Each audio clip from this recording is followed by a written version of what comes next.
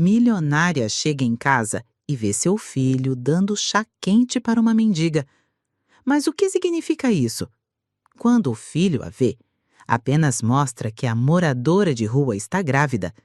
Quando a milionária descobre de quem é, fica em choque. Olá, seja bem-vindo. Curta, se inscreva e ative as notificações.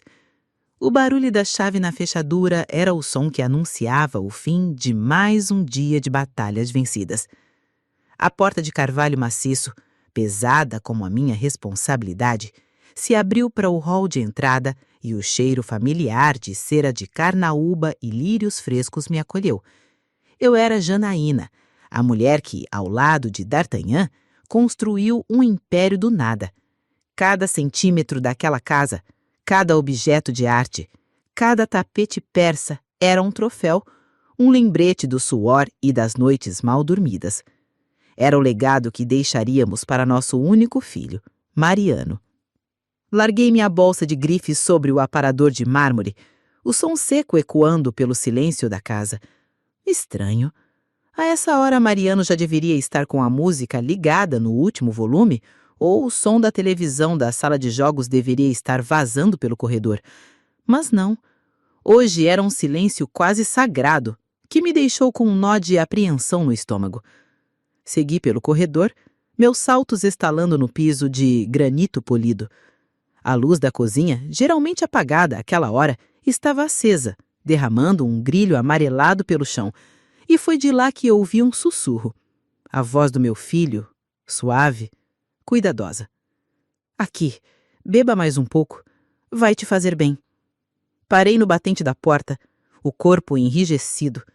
A cena que se desenrolou diante dos meus olhos fez o ar faltar nos meus pulmões. Meu filho, meu Mariano, de 20 anos, o herdeiro de tudo o que eu mais prezava, estava agachado no chão, oferecendo uma xícara de chá fumegante para uma mendiga. Não havia outra palavra para descrevê-la. As roupas eram um amontoado de trapos sujos e rasgados. O cabelo, um emaranhado de noz e sujeira, caía sobre um rosto manchado, de onde 2 olhos grandes e assustados me encaravam. Um cheiro forte e azedo emanava dela, uma mistura de rua, suor e desespero que contaminava minha cozinha impecavelmente limpa. E, para completar o quadro de horror, ela estava sentada em um dos meus panos de prato bordados à mão, que Mariano certamente havia colocado no chão para protegê-la do frio do piso. Meu cérebro levou alguns segundos para processar a invasão. Era como ver uma barata correndo sobre um bolo de casamento. Uma profanação. A raiva subiu pela minha garganta, quente e amarga como fel. Mas o que significa isso? Minha voz saiu mais alta e mais dura do que eu pretendia. Soou como um estalo de um chicote no ar parado. Mariano se assustou, virando o rosto para mim. Seus olhos, normalmente cheios de um brilho divertido e despreocupado, estavam sérios, quase suplicantes. Ele se levantou devagar, colocando-se parcialmente entre mim e a mulher, como um escudo. Mãe, calma, calma! O que essa mulher está fazendo na minha cozinha, sentada no meu chão, bebendo na minha xícara? Você perdeu o juízo, Mariano. Quem é ela? A mulher se encolheu, abraçando a xícara com as mãos trêmulas, como se o calor do chá fosse a única coisa que a mantinha inteira. Ela não ousava me olhar diretamente, mantendo o queixo cravado no peito. Mariano respirou fundo, tentando encontrar a coragem para me enfrentar. Ele sabia como eu era. Sabia que eu não tolerava a desordem, não tolerava nada que pudesse manchar a imagem perfeita que eu havia lutado tanto para construir. Mãe, por favor, fale baixo. Ela está assustada. Assustada! E eu? Você traz uma completa estranha da rua para dentro da nossa casa e espera que eu fique como? Feliz? Minha voz era puro sarcasmo. Mande-a embora, agora! Não posso, ele respondeu. Firme. A firmeza dele me chocou. Mariano nunca me enfrentava. Ele era um bom filho, sempre foi. Fazia minhas vontades, seguia minhas regras, mas agora havia uma determinação no seu olhar que eu nunca tinha visto. Como assim, não pode? Eu estou mandando, Mariano. Esta é a minha casa. Eu sei, mãe, mas olhe para ela. Ele se afastou um pouco e foi então que ele fez um gesto com a cabeça, indicando para que eu olhasse de verdade. Minha raiva era um véu vermelho na frente dos meus olhos, mas eu forcei meu olhar a se focar na figura encolhida no chão. E foi aí que eu vi. Por baixo das camadas de roupas sujas e do casaco roto, havia uma protuberância inconfundível, uma barriga redonda, esticando o tecido puído da blusa que ela usava. Meu queixo caiu. O choque foi como um soco no estômago, tirando todo o meu ar. A raiva deu lugar a uma confusão gelada. Grávida. A mendiga estava grávida. Mariano se aproximou de mim, falando em um tom baixo, quase um segredo. Eu encontrei na rua, perto do portão. Ela estava passando mal, com frio. Eu não podia simplesmente deixá-la lá, mãe. Ele olhou para a mulher e depois para mim, e seu rosto se contorceu em uma expressão que eu não consegui decifrar. Era uma mistura de pena, responsabilidade e medo. Ela está grávida. As palavras dele ecoaram na minha cabeça. Ela está grávida. A imagem dela ali, no chão da minha cozinha, com aquela barriga, começou a se transformar em algo muito mais ameaçador do que uma simples invasão. Aquilo não era apenas um ato de caridade impensado do meu filho. Havia algo mais. O jeito que ele a protegia, a maneira como falava baixo, um medo em seus olhos. Um pressentimento terrível, frio e afiado, começou a se formar no fundo da minha mente. Uma suspeita tão monstruosa que eu mal conseguia dar forma a ela. A palavra grávida ficou suspensa no ar, densa e pesada, distorcendo a realidade ao meu redor. Por um instante, o mundo se resumiu àquela barriga sob os trapos, um símbolo de complicação, de desordem, de tudo que eu abominava. Meu olhar subiu da barriga para o rosto do meu filho. O medo que eu vi antes em seus olhos agora fazia um sentido terrível. Mariano, comecei, a voz perigosamente baixa, um fio de aço. O que você fez? Ele engoliu em seco, desviando o olhar por um segundo antes de me encarar novamente, forçando uma coragem que ele claramente não sentia. Eu fiz o que era certo, mãe. Ela precisava de ajuda. Ajuda? Eu soltei uma risada, mas o som saiu quebrado, sem humor algum. Você chama isso de ajuda? Trazer uma indigente grávida para dentro da nossa casa? Você tem noção do que as pessoas vão pensar? Do escândalo? O que o seu pai vai dizer quando chegar a encontrar essa cena? A menção a D'Artagnan pareceu fortalecer Mariano. Ele se endireitou, o queixo erguido. O pai me ensinou a ser um homem de caráter. Ajudar quem precisa faz parte disso. Ajudar é dar uma esmola, ligar para um abrigo, não transformar nossa casa em um albergue. E essa gravidez, Mariano? O que essa gravidez tem a ver com você? A pergunta saiu da minha boca antes que eu pudesse contê-la, carregada de toda a suspeita venenosa que se acumulava no meu peito. Os olhos dele se arregalaram e uma mancha vermelha subiu pelo seu pescoço. Mãe, como pode pensar uma coisa dessas? Eu penso o óbvio. Você aparece com uma moradora de rua grávida, a defende com unhas e dentes. O que mais eu poderia pensar? Você enlouqueceu? Destruiu seu futuro por isso? Minha mão fez um gesto de desprezo na direção da mulher, que se encolheu ainda mais, como se minhas palavras fossem pedras. Não, claro que não. Eu não sou o pai. Ele explodiu, a voz finalmente se quebrando em desespero e ofensa. Eu a conheci hoje. Eu encontrei desmaiada perto do portão. Quando a ajudei, ela me contou que estava grávida e que não comia nada decente há dias. Eu só não tive coragem de virar as costas. As palavras dele deveriam ter me aliviado, mas a fúria dentro de mim era um incêndio fora de controle. A negação dele parecia apenas um detalhe. A realidade nua e crua era a mulher sentada no chão da minha cozinha. O problema estava ali presente, cheirando a mofo e desgraça. E qual era o seu plano genial? Dar um chá e depois o quê? Montar um berço no quarto de hóspedes? Adotar a criança? Acorda, Mariano. O mundo real não é um conto de fadas que a sua avó te contava. Pessoas como ela se aproveitam. Ela viu sua roupa, seu carro, a casa. Viu um alvo fácil. Ela não é assim, ele retrucou, a voz carregada de uma convicção que me irritava profundamente. Ela não me pediu nada, fui eu quem insisti. Ela só queria um copo d'água. E você ofereceu o mundo. Caminhei de um lado para o outro, os braços cruzados, a mente a mil. Eu precisava resolver aquilo, precisava apagar aquela mancha da minha casa, da minha vida. Onde ela vai dormir? Onde ela vai tomar banho? No meu banheiro? Usar as minhas toalhas? E quando o bebê nascer? Vai deixar aqui? É isso? Cada pergunta era um golpe, uma tentativa de fazê-lo ver a loucura que tinha cometido. Mas ele não cedia. Eu não pensei nisso tudo, mãe. Eu só pensei no agora. Ela está com fome, com frio e esperando um filho. O resto a gente resolve depois. Não existe a gente. Existe você que cometeu esse erro e eu que vou ter que consertar. Ouça bem, Mariano. Parei bem na frente dele, forçando-o a me olhar nos olhos. Você vai dar a ela mais um pouco de comida, talvez um agasalho velho, e vai levá-la para o abrigo mais próximo. E é só. Não quero mais ouvir falar dessa história. Estamos entendidos? Ele balançou a cabeça, o maxilar cerrado. Não. Eu não vou jogá-la em um abrigo superlotado nesse estado. Não vou. A desobediência dele era uma afronta que eu não podia tolerar.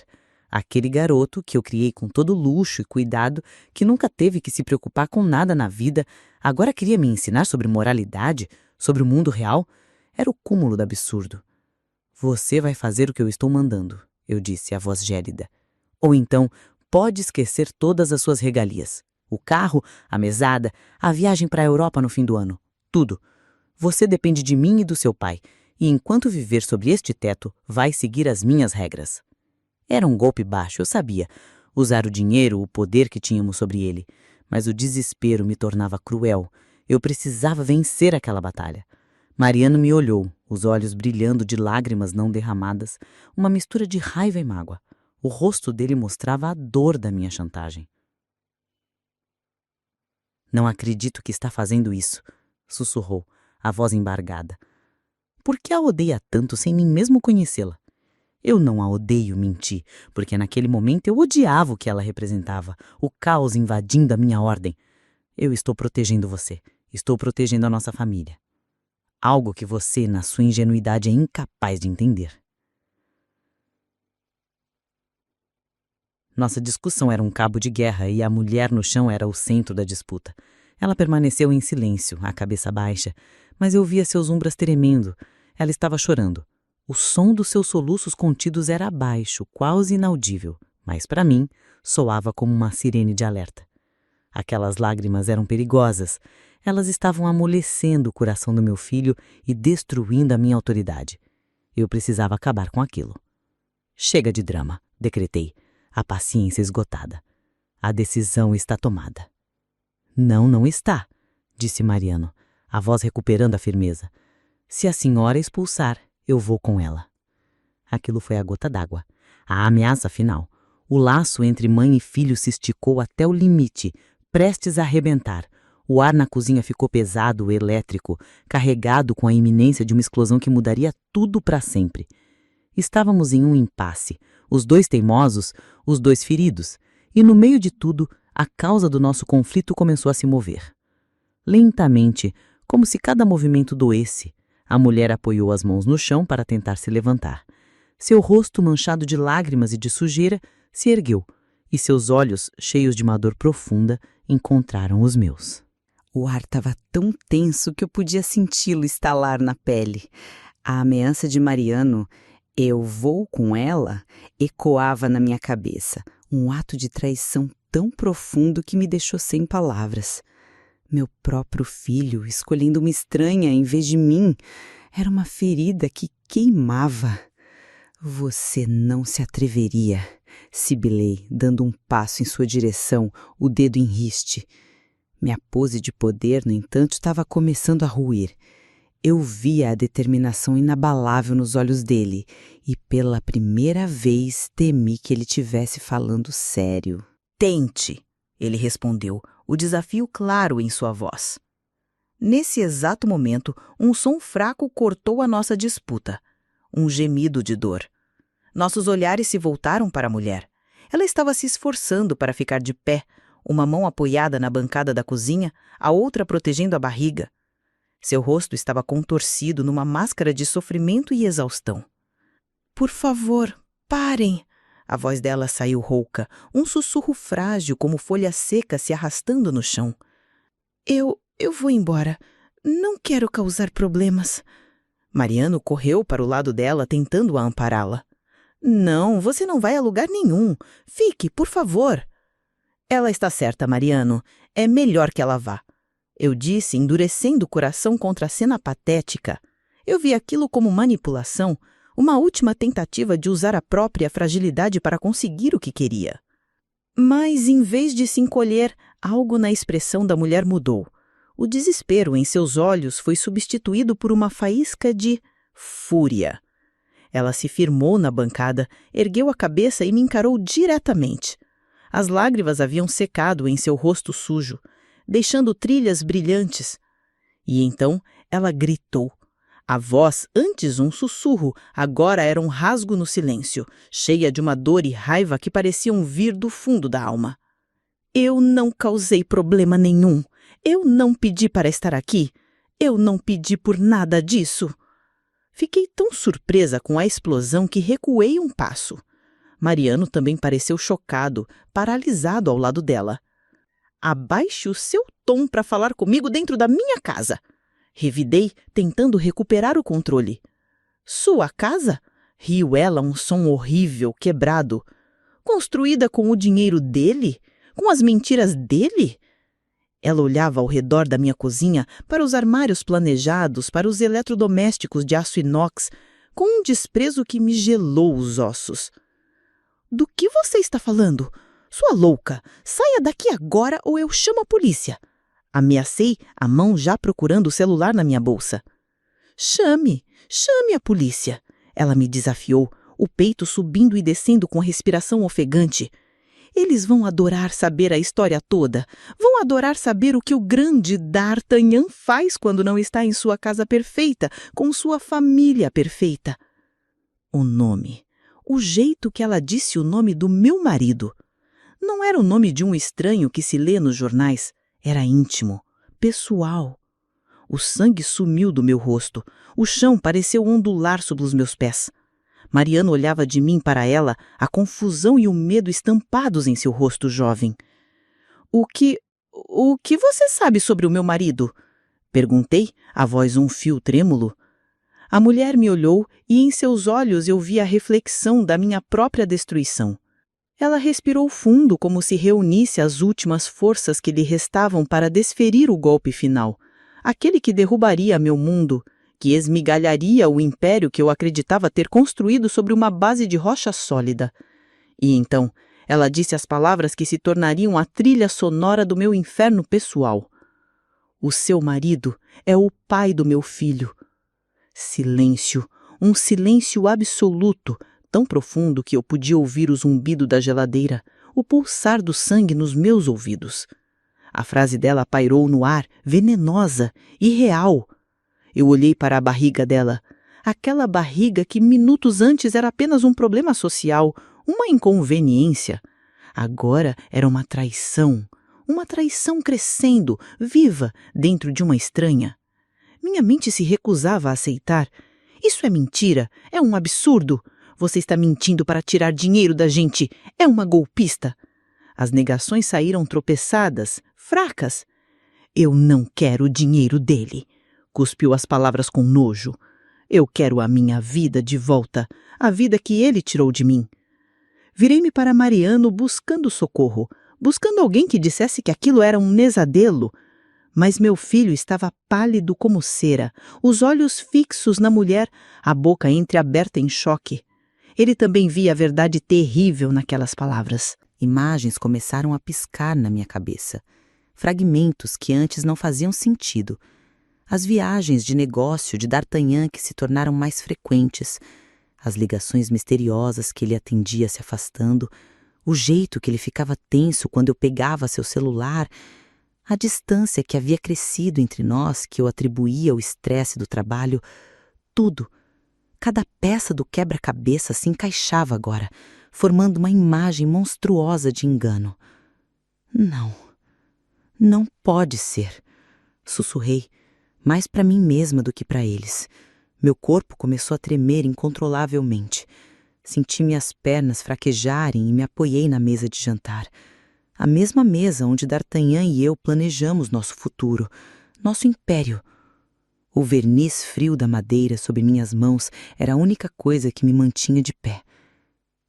Pergunte a ele, a mulher disse, a voz agora mais calma, exaura, mas cheia de uma certeza cortante. Ligue para ele agora e pergunte sobre a Marlene. Pergunte a ele o que ele fez com a Marlene. Marlene. Ela tinha um nome, e meu marido, o meu D'Artagnan, sabia qual era. O nome dela, Marlene, ficou ecoando na minha cabeça, enquanto eu pegava o celular. Minhas mãos tremiam tanto que mal conseguia discar o número de D'Artagnan, um número que eu sabia de cor, que por anos representou segurança, parceria. Agora representava o epicentro de um terremoto que havia acabado de demolir a minha vida. Ele atendeu no segundo toque, a voz dele soando exatamente como sempre, calma, controlada, um pouco cansada do trabalho. Jana, querida, aconteceu alguma coisa? Eu estou numa reunião. Uma reunião. A mentira era tão banal, tão fácil para ele, que uma onda de náusea me atingiu. Olhei para Marlene, que me encarava com olhos que continham um universo de dor. Olhei para Mariano, meu filho, cujo rosto refletia a perda da inocência, o desmoronamento da imagem do pai-herói. D'Artagnan. Minha voz saiu um fiapo. Tossi tentando encontrar força. Você precisa vir para casa. Agora. Agora? Querida, eu não posso. É importante. É sobre uma mulher chamada Marlene. Eu cortei. Do outro lado da linha, o silêncio foi a confissão mais alta que eu já ouvi. Durou apenas 3 segundos, mas nesses 3 segundos, 25 anos de casamento se dissolveram. Estou a caminho, ele disse, a voz subitamente tensa, e desligou. A espera foi torturante. Ninguém na cozinha ousou falar. Mariano guiou Marlene até uma das cadeiras da mesa, e eu, em um gesto quase automático, peguei um copo de água para ela. Nossos olhos se encontraram sobre o copo. Não éramos mais inimigas. Éramos 2 mulheres presas na mesma teia de enganos, tecida pelo mesmo homem. Quando D'Artagnan entrou em casa, não usou a chave. Tocou a campainha, como um visitante. Ele sabia. Ele entrou na cozinha e a cena o paralisou. O olhar dele passou por mim, por Mariano e pousou em Marlene. Eu vi o reconhecimento, o pânico e, por um breve instante, uma ponta de algo que parecia culpa, rapidamente mascarada por uma expressão de raiva contida. O que ela está fazendo aqui? Perguntou a voz dirigida a mim, como se Marlene fosse um objeto que eu havia colocado fora do lugar. Eu é que pergunto, D'Artagnan, o que você fez com ela? Não se atreva! Marlene gritou da cadeira, a força voltando a ela. Não só mendiga. Ela começou a contar que não era mendiga, que tinha um apartamento, um bom emprego como designer de interiores. Contou que conheceu D'Artagnan em um projeto, que ele se apresentou como um homem viúvo, solitário, que jurou o mundo para ela. Ela não sabia que ele era casado.